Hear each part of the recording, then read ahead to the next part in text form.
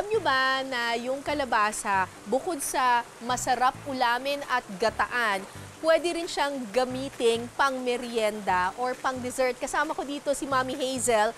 Tuturuan tayo kung paano gumawa ng kalabasang pilipit. Tama po? Pilipit? Opo. Pilipit po.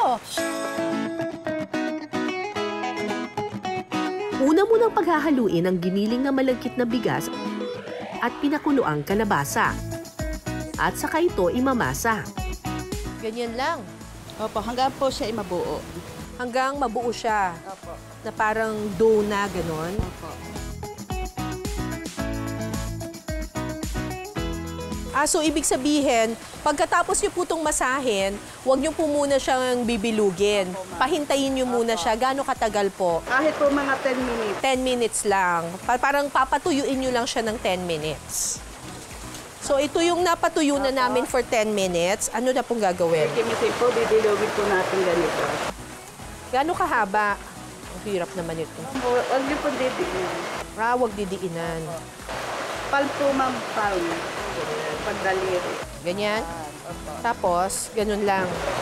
Opo. Aba, medyo mahirap din pala itong pagbibilog ng pilipit ah. Ganyan. Pwede bang heart shape? Pangit pa rin eh.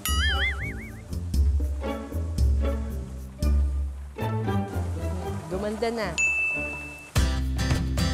Kapag nabilog na ang pwede na itong iprito.